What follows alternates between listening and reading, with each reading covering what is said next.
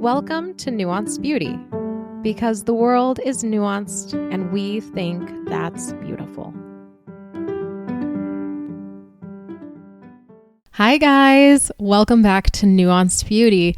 Hi Carleen. Hello. Today I have a guest for you, and she's a friend that I've met here in St. John's, and we met through this BFF group, and she has just an interesting story related to the sweet, sweet RV life. Oh, yes. And I wanted to bring her on the show to just have a candid conversation about the RV life, because I feel like in our house, circa 2020, my husband definitely had a moment of like, I just want to sell this house. I want to go buy an RV. We're going to live off the land. We're going to be nomads. And he had his moment of desiring this, and we definitely gave it a thought. And I don't think we're alone in that. And so, not at all. We have talked offline on this. And so I asked her if she would be up for doing a show with me. So welcome. Thank you. Happy to be here. Yeah. Would you mind just telling us a little bit about yourself before we hop in? Oh, let's see. We actually are new to the area, so we've been here for about 2 years. Okay. We RV'd full time in Austin, Texas. So we RV'd 3 years full time. We moved here. We actually have the RV in storage now, and we are renting a house. So it's a different lifestyle. Now you're planted. Yes, we are now planted. We are permanent in a space. Okay. I started RVing when I was 6 months pregnant with my oldest son. So he was born in the RV. Oh and my gosh. now he really misses it, actually. Oh. Yeah. Well, okay. So take us back. What made you and your husband start talking about RVs?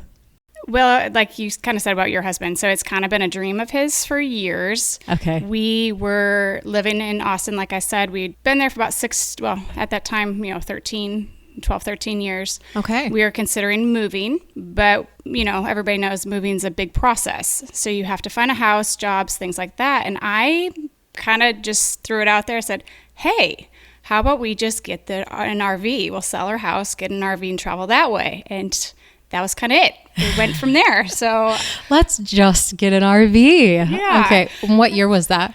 That was early 2019. So this was you actually got into the RV life pre-COVID. We did. Okay. So we sold our house in July 2019.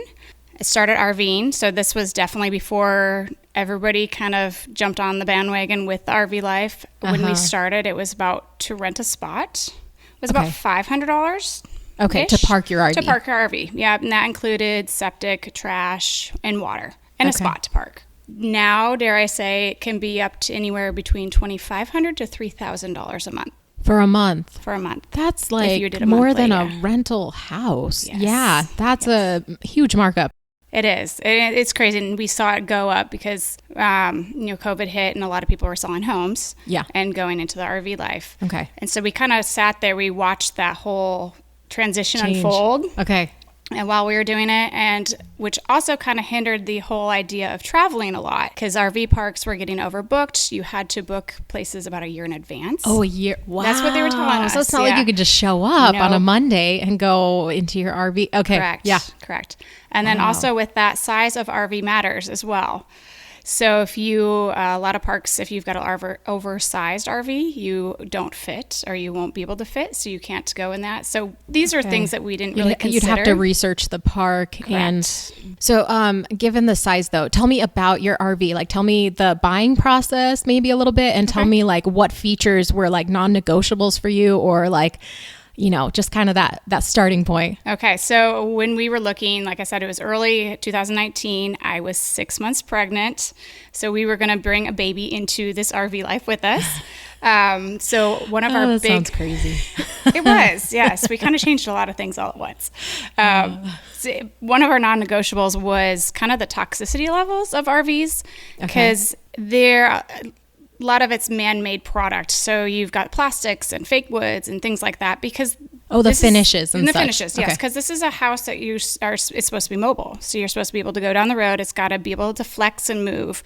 So we opted for a brand that was a little higher on the price point, but it had wood cabinets, things like that. Oh, so okay. The finishes were a little higher less quality toxic, and less plastic. Correct. Okay. And then we also opted, at the time, I was making jewelry, so I needed a space to do that. But being first-time mom, I didn't realize that you also need space for your child too. So so we did a garage.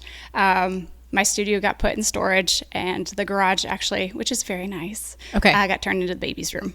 Oh. So he had his own separate space too. You said garage. So your RV had a garage. It did. It's called a toy hauler. So we had a fifth wheel toy hauler. Okay. So it's being pulled by a large truck. Okay.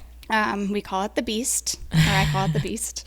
And then, so it's typically made for people with golf carts, side-by-sides, things like that. You can pull it in and take it out at the end of the day. Okay. And like, what is the length of this RV then? Ours is almost 45 feet. Okay. Wow. And what is like the normal length of an RV? Like 20-ish feet? Yeah, not 45 feet. We half the length of your RV? Yes, okay. So I guess being in Texas, go big or go home. So we just went really big. I definitely, especially first-time RVs, I wouldn't recommend that. We learned quickly while we were doing everything. We were definitely, we're new. It was a whole learning curve and a learning process because when you are going from a brick and mortar home to RV life, you have to think of everything like, can I flush the toilet now, or my tank's full? It's just things that you wouldn't typically think of when you're in a home. Wow. And so if you went back, you would probably not get a 45 footer. Probably not. That would be maybe one of those nuanced regrets. Yeah. And when it's parked, I love the space. Okay. Because we did have a little bit more space. But trying to get it on the road, trying to get it in parks, that was kind of the problem we had with it. When we're parked at a spot, loved it, had the garage, the kid had, our kid at the time had plenty of space to move. But we're also very tall, so it's like a semi-truck going down the road. Okay. So, and you said you stayed in the Texas area. We did. Yeah, we ended up at about 3 different parks in Texas. Okay. But we wanted to venture out more. It's just space of the length of our RV and the open spaces of other parks was limited. So we just didn't get to travel as much as we wanted. Okay. And then talk to me about just the layout. I mean, for some, they might actually go camping and they've been in RVs before. And for others, I've been in 1 or 2 RVs, but I don't really have a comprehension of what would be a standard feature in an RV and what would be an upgrade feature and the layout and such. They're all so different. Ours was, we had a king bedroom, so a king bed and lots of storage. That was another one of my criteria. I needed storage space. Okay. Because I knew bringing a baby home, babies come with lots of things. Mm-hmm. So storage space was a big thing, but we had a full residential fridge. We had an oven, stovetop, microwave, convection oven. Some actually have dishwashers, which is kind of cool. We did not have that. I was the dishwasher. We did also have we had a washer and dryer, which is really cool. Oh, wow. Okay. Not all of them have that. I just knew since we were going to be stationary, I wanted it to feel like home. But most RV parks have that access to other stuff too. So you don't have to have that in an RV. Okay. Ours, like I said, it was large. We did have 4 slide outs as well. Slide outs are when the sides of the place expands out. Yes, yeah. 4 of them. We had 4. One was a little tiny, but we had 4, yeah. And ours actually had a full washer or full bath and a half bath in the garage, which was wonderful when you have a kid potty training. Oh. And then how was life with a newborn in an RV? I guess the first couple months they were really close to you, but making the transition, this was 3 years. So you were in it through potty training, toddler time. Yes. Yeah. Okay. So, yeah, he was little. I think we moved here in September. He turned 3 at the end of September. So it was almost his all the way through to 3. Yeah. Okay. I was thinking about that on the way here, and how about beauty? Talk to me about what was sweet about it. Tell me what was sweet about it. And then tell me what was not so. The one, I feel like there was more sweet than not sweet about it. Okay. Yeah. because we had a lot more quality time. So when you're in a home, you have a lot more space that you have to clean. You have to do, you're busier. I feel like as a mom, you're tending to a lot of other things. So in an RV, you're at a very limited space. Okay. So yes, it would get very dirty very fast because you are in such a small space, but you can also on the flip side, clean it really fast. Oh, so yeah. Okay. I didn't feel like I was spending all day trying to clean up after the mess that we made. It was a quick, like, let's reorganize 10 things to get what we need out. But then once we get out, we can just put it back. But we spent a lot of time outside because you're kind of forced to. So we did a lot of outside stuff. We did a lot of walks, a lot of nature stuff. It was really nice because you were kind of forced to be out there. And also, I don't want to say life was simple, because life is never simple, but it was less toys, less clutter, because you had to monitor what you brought in and what you didn't. Okay, so it really felt like the minimalist lifestyle vibe. In a sense, yeah. Not as much stuff, and when you don't have as much stuff, your mind's not focused on all the stuff to tend to. So I felt like I was more present with him, I think, because there wasn't as much stuff going on. And according to other RVs, it's, you asked that question, kind of, I mentioned ours. A lot of, most of them will have, it depends on what you feel comfortable with. Some could be like a little bunk room. Some could be 2 separate rooms, like what we, technically what we had. Some could be just one big open room.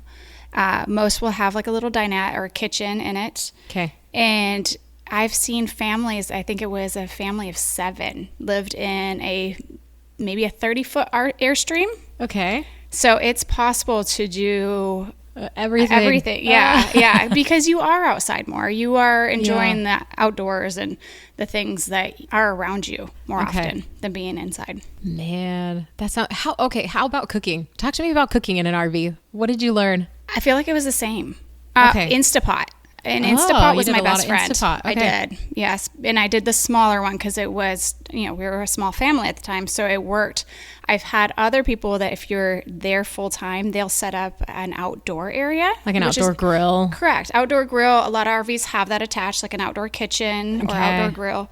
Or you can just put up a plastic table and put your Instapot there, and you can kind of bring the awnings out, do your cooking out there so your RV doesn't smell like it. Oh, smell like olive dinner. Okay. The ovens are not the best. I did learn that. So I kind of created everything I need to without an oven. Okay. Because the RV ovens need some work. Okay. The convection oven was great with the microwave convection oven combo. Used that a lot. And then the fridge. I loved the large fridge in it. So you had like a normal size house fridge? We did. Or what would be like a single door? It was a double door with it was a residential. It was a big residential fridge. Yes. Okay. So plenty of storage. And how about like the maintenance and mechanical stuff? Let's dive into that, because I think that might be one of the areas where people have a lot of unforeseen costs without having any knowledge. But it's obviously like you're moving. Something to be mobile means that there's just a level of wear and tear that you probably don't have on a house that's stationary. Oh yeah, you're moving your home down a road. Okay. And roads are not all beautiful. Hit a pothole. Oh, we broke that pipe. Yes. And we have learned every RV is different depending on the class, because there are bumper pulls, there's fifth wheels, there's C class, there's A class, some with engine, some without. Okay. So it kind of depends. The roof on all of them will differ. We've learned the hard way that the roofs on the fifth wheel that we bought was just a very thin rubber. Oh, okay. So live oaks and rubber do not mix well. So the trees, the trees, a live oak tree, yes. Oh. So if you're in a tight space, that's one reason why we were always very cognizant of where we parked, because if you're trying to get out and your tree accidentally hits your roof, then you need a whole roof replacement, which can cost up to $20,000 depending on insurance and things like that. It was like you sent me this really funny reel that was just like, oh, here, you could like look at this I'll post it on our Instagram if we could find it and share it on Instagram. But it was like this couple, is like all dreamy-eyed about an RV, and then they get one, and then they get to the phase of that'll be $1,000. Everything's gonna be 1,000. Like the dude's like walking around like, oh, this rung that'll be 1,000. This cap on your gas cap, that'll be 1,000. Oh, look at that door. That door doesn't shut right. There's 1,000 right there. Yes. Is that pretty accurate? It is. And the problem with when you full-time, that's your home. Mm-hmm. So you are going to be displaced out of your home. Oh, so because you have to turn it over to them. Yeah, you can't just be like, okay, well, I'm not going to use it this weekend. Here, let's go drop it off at the shop so they can fix things. Okay. So you kind of combine everything all at once. So you've got all of the problems combined in one thing, and then you're like, okay, you have it. And so sometimes there was a couple times that they had it for months. And was that planned or delays? That like they got it in and it's like, oh, we're delayed. Both. Oh, my gosh. One was the parts weren't coming, but it was during the amped up time where everybody was buying RVs, parts were limited, things like that. So we had to be understanding with that. But that means that we were out of a home for a couple months. Wow. So luckily we had family. Yeah. And we traveled up. We did it during the summer. So we traveled up to Michigan and stayed with family during the summertime versus up there versus Texas summer. So we lucked out there. But yeah, it is. And there's the little things like you're saying, like the door could be ajar because it's traveling down the road. So little things like that can happen, or parts start falling off because you're moving a piece of wood down the road and it's shaking and jarring. And how often do you feel like you had to go and get it serviced? Or like people that you've chatted to, is this like a once a month you have some issue, or like every 6 months you probably have something that you got to address or service it? It depends. I now recommend people to buy a used one. I know it sounds kind of gross because maybe it's withstood the test. It does. And usually the warranty will cover it will get the bugs out because they're thrown together pretty quickly. So when you first get a new one, you kind of have to go through and get all the bugs out. Okay. And do that. And that's why you get the warranty. So that kind of helps.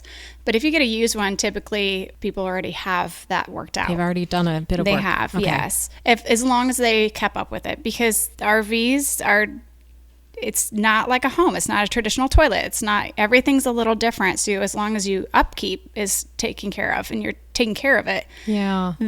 But all the seals have to be redone because you're putting it outside. Mm-hmm. So it's sitting in the temperatures. The weather. Yeah. So as long as you take care of it. But we did learn a lot of things that we did not know before because you kind of have to take care of things that's upkeep. The service. Mm-hmm. What were like, if you could recall, like what was like the top one or two that was like, oh man, I would have never in a million years thought of that one? Tanks. Okay, so your potable tank, like your potable water, your poop tank. Yep. How to take care of all that, how to make sure that they're all emptied properly, how to clean them and flush them. Okay. Because if you don't do all that things, then you get might backed up or stink. Yes. And the RV smells beautiful. Not so much. Okay. Or you are you forget to dump the tank and you're showering in water it's not your, that's not the black water. It's just like the sink water, but. Yeah, there's the little things that you just don't think of when you just take a shower in your home.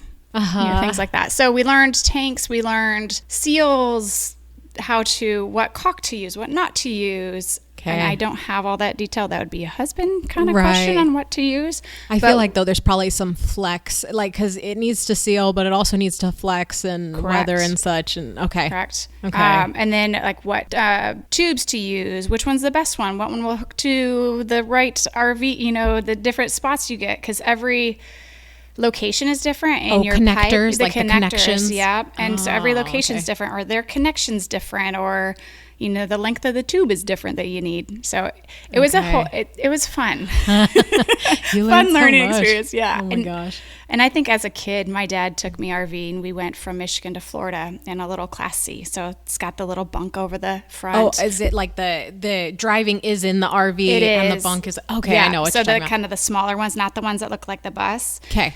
And I just remember having the best time and just enjoying. We go to all the parks and all of you're a kid. So I remember rollerblading around the park and different things like that. I had no idea the amount of work that it took for us to go to each of those parks and the amount of stuff that he had to do to get us prepared for that. Okay. So you basically, now you're like, okay, Dad, now I appreciate you just a little bit more because I didn't even know that was a thing. Right. It's like, oh, you had to dump tanks? I did not know. I just went into the bathroom. You don't realize all the different steps that you need when you're parking. Okay. I guess. Yeah. And then once you do it, you get used to it and you know what you need to pull off the wall or what, to pull in your slides and what tanks you empty and what tubes you put where. Yeah. But it there's like a learning curve, I guess. And you did kind of get into a rhythm. Yes, you do. The more you did it. Yeah. Did you ever have like one of your side like pull outs? Did they ever not work? Oh yeah. Is that normal? Yeah. That's okay. So that's a normal thing. Okay. That is, yes. I think that was also on the little videos. Is that a dumb thing, or is it like a user error, or no, is it like no, not at all? So ours, I actually didn't know for almost a year, which I hate to say this, that our slide was not all the way out. Oh, so it was because there's flaps and stuff around it, so it helps keep the air out. Oh, it was like once you take it out, it needs to go all the way out to create like a seal with a flap. Correct. Oh, okay. So it was not out, only like an inch. I think it was like an inch or an inch and a half. So did you have like a wasp nest growing in there? No, somebody leaned against it, and it was a gentleman, and he goes, and he works with RVs, and he goes, your slide out's not out all the way, because we were dropped it off to get it worked on. So luckily it was there at the facility. That'll be $1,000. Yeah, that would be $1,000. Yes. Come to find out, it was off the track. So it was. So I think they can and it wasn't ours. We got it like that. So it wasn't anything that we did. Yeah. But it can jump track if you don't do it properly, or if it's tilted. It's just because we had 2 big slide outs. Okay. So if you're not balanced correctly, there's different things that I just would have never even known. And by balance, I imagine what you mean is like when you're coming to a parking spot, you have to level it. Correct. And put whatever, shim the sides or whatever with boards. So that all 4 corners are like it's level left and right and fore and aft. Yes, and some RVs, yes, you do have to do that, especially with like the Class A's, the ones that look like the bus. Okay. With a 5th wheel, and a lot of ones that you detach from a truck, they have legs. Okay. So you put the legs out, and it will auto balance. It's like ours, we just kind of pushed a button and auto balance. Cool. Other ones you have to crank with a drill. Crank. Yeah. Yep. Okay. Yep. And then you just have to go in, you'll put a level on the sink or something that's in the center and make sure that the RV's leveled. Okay. Yeah. Oh my gosh. See? So potentially it wasn't level initially at some point. So when you ran the, push the button for the pop outs to like happen, it just didn't go all the way and it got off the track and had no idea. Yes. Oh my gosh. Yep. And I lived with that for a year. I know. I had no idea. And I was like, why are our electric bills so high? Oh, well, maybe because because there was like a leak. Just a little bit. Yeah. So a little bit of air was going out. Yeah. Okay. That reminds me, yours had AC. We did. We actually had common? Most of them will have typically 1. Ours had 3 because it was so large. Okay. Which is a good thing and a bad thing. Okay. Being in Texas heat, it was very good. We were very grateful for 3.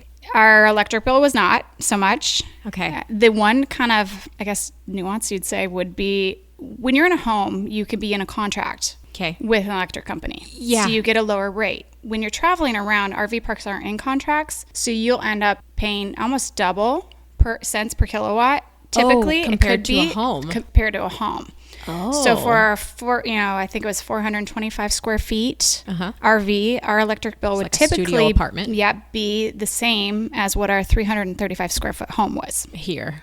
Yeah. Or there. There in Texas. Yeah. So same both Texas. Yeah. Wow. Because I guess you would be taking power. You draw their power to run your AC. Like you probably... I'm guessing you can't run the AC units if you're not like connected to their power. You can. Ours had a generator. Oh, yours did? Yeah, ours did. Not everyone does. Okay. You can have a separate generator sometimes if you want. Some of them are built in, like what we had. But that would only be if you are, so that would be called boondocking. Okay. Is if you are on nobody's power. Yeah, nobody's power and nobody's water or septic. So then you will just use your large diesel bill. Your gas bill is high. Yes, and then you would just use gas. Okay. Yep. And then all the heat is typically used run off propane. So we had 2 propane tanks that we'd have to make sure to fill up to for heat. Okay. There's so many. It's just like there's just so many things. Like all the things you've talked about. We're really getting into the needle or the needle in the haystack. Like all the different items. But these are the things that like us saying like, oh, wouldn't that be a fun life, right? Like there's such a difference in a learning curve to. It is. And I think every time we did something, we learned something new. Yeah. Because there are tips and tricks and, we follow a bunch of people, or I did, that did it full time for 15, 20 years, or they sold their home and that's what they retired That's what they're in. doing. Okay. And it's great. There's so many positives with it. And then there's just so many, they're not negatives. It's just things that you just don't know until you know. Yeah, exactly. Until you experience it. Exactly. And you just don't. It's not just there. You have to take the steps to do the things. Like it's not like a home where your power and everything's already hooked up typically, and you can just flip on a light switch. You'll have to hook up power and electricity, make sure you've got the generator ready, things like that. That come second nature after a while. You know what you got to do, but it's that first initial learning curve that you're like, oh, what did I sign up for? What did I get myself into? So I always tell people take a week. Okay. Rent an RV. Okay, rent yeah, one first. Rent one. Go on a trip or two. Yes, and there's a lot of love rental. or don't love as your initial. Or the size, or try different ones. Maybe you want one that you can drive. Okay. Maybe you want a fifth wheel. If you have a fifth wheel, do you have the right size vehicle to tow it? Yeah, truck. Or some people buy semi trucks to tow it. Wow. Okay. Yeah. Or do you want just a small basic one for a weekend? It gives you an option to see, or where do you want your bunks? Do you want a garage? Do you not? There's just so many options, and there's so many different types out there. And I feel like that does overlap with like we rented before we bought a home. Like we rented the first 8 years of marriage. And so we had the opportunity in 3 or 4 different rentals to like see what we enjoyed about a kitchen and what was not good, between the washer, the vent hood, having a layout where we had a bedroom on the main and the 3rd floor and the living space in the middle, like to be able to have those experiences and realize like, oh, we really do need a pantry, or no, like we actually don't use that much. Like it could be a smaller space. So I guess that kind of overlaps. Like the try before you buy, the rent before you buy a house has some like great experience in it to kind of refine your thoughts. Yes. And there's so many, I think I was looking yesterday and just a quick search, 5 different companies that you can rent an RV from just in here, the Jacksonville locally. area. Yeah. Okay. So it's nice. And if you just think it's a fun, you just want to do a weekend.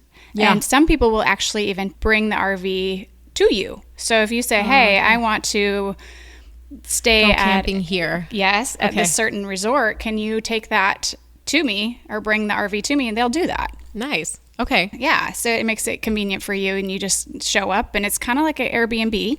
It's already set up. You don't have to worry about it. And then you just leave, and they undo everything and take it home for you. Okay. Or take it home to where it needs to go. Yeah. So, so you did that for about 3 years. What was the shifting tides that kind of made it where it's like, you know what, I think we're good with this. This isn't either, not that it isn't working, or it's not the thing that we want to be in.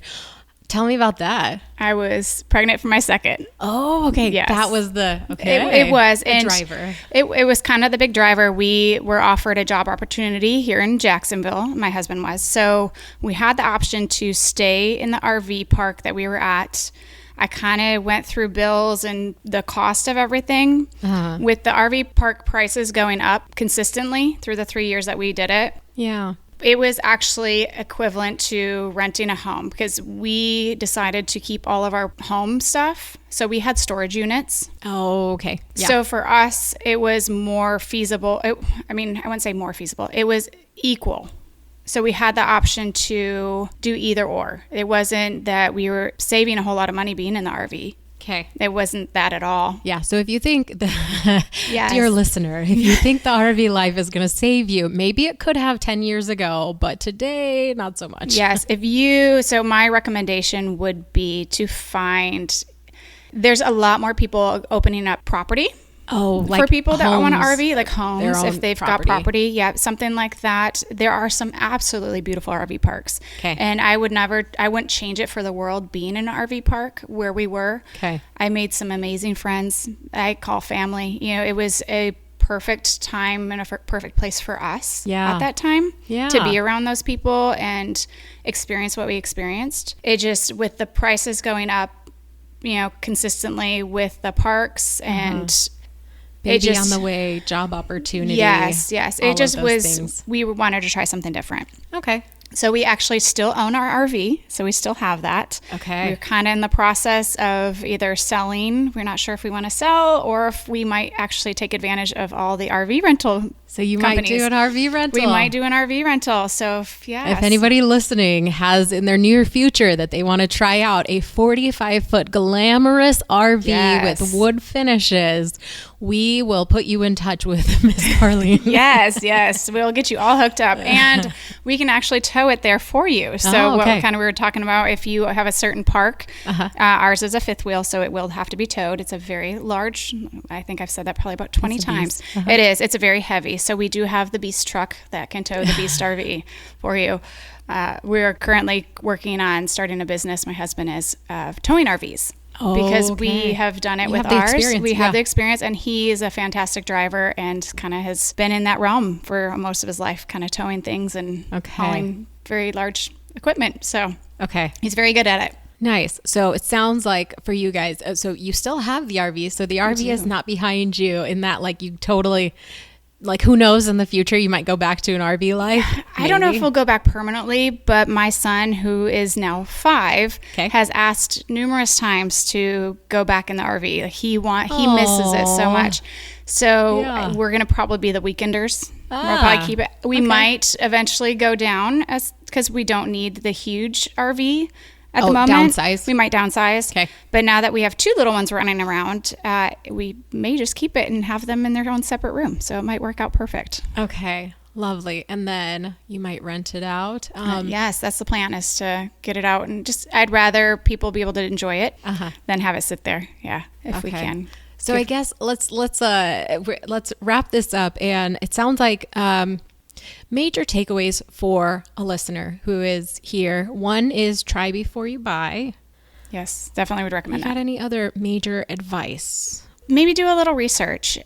With RV living, do you want to do stationary? Do you want to be in one spot? Do you want to travel around? There are, if you have like state parks, there's some beautiful state parks. You do have to have a smaller RV for those because their spaces are very smaller. Yes. So don't go buying a 45-foot RV thinking you're going to be able to park it in, certain parks like that. National park. You can get discounted parks. There's different apps that you can partner basically with, like a winery or a brewery or a farm, and you can boondock on their property overnight. Okay. So if you are just traveling about and there's ways to do it less expensive. Cheaper. Yes. So you just have to look into that, and you kind of have to pre-plan your route. Trying to do something, like 6 months when we were doing it, it's about 6 months at least in advance to pre-plan. Okay. I called here in Florida 4 months in advance. I had to call 11 different parks to be able to find one. Okay. But this was, a few years ago when it was. So your lead time was like 6 months out to plan where you were headed. Yes. I had some people ask me if I had called a year before. And I said, I didn't know what I was doing a year before. So no. So that would be my recommendation. Just kind of browse and see the different apps. There's different apps that you can use to plan your route. Mm-hmm. Because if you get taken off route, our RV, you need 14 feet. If we go down the wrong overhead clearance. Yeah, overhead clearance. Okay. So if you go down the wrong route, you might be stuck under a bridge. Just little things to think about, kind of plan that. But it is fun. It gets you in a different world. You meet so many really cool people at the parks.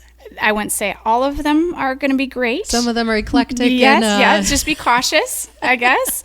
Okay. But you can make it where it's reasonable. You can do a used RV, like I said, or if you are going to be stationary somewhere, somebody's property, and just pay. You don't need to buy a brand new truck. Pay somebody a few $100 to deliver your RV because you're not going to probably be moving it for a while. Interesting. Well, thank you so much for coming on today to talk about this. As I've kind of shared with you, it's like one of those funny things that we talked about, but we didn't really seriously dive down that path. And so it's fun to learn from somebody about what that's like. And for the person listening who may have had a similar kind of assumption to us of like, oh, you'll save money and it'll be so dreamy. It's like you said, that you had some magical moments and some like definite beauty to it, but it was also a lot. It's a lot of work. It is a lot of work, more work than I had thought. But it was definitely worth it. It was definitely worth it, and I wouldn't trade it. Wouldn't trade it. That was going to be my final question is if all things were done over again, would you have given it up, or was it worth it? I wouldn't give it up. Nope, it was worth it. I would be a little more cautious of, hey, let's just buy an RV. When I, first originally said that, I kind of would maybe think I'd take out the word just. How about we go down this intentional path of buying an RV? Yes. How about we look into buying an RV first and all the process before I said, let's just do it. So, I love it. Maybe use my words a little, choose them a little wiser. But no, I definitely would. It was fun, and I'm glad we did it. Awesome. Well, thank you for joining me today. Thank you for having me.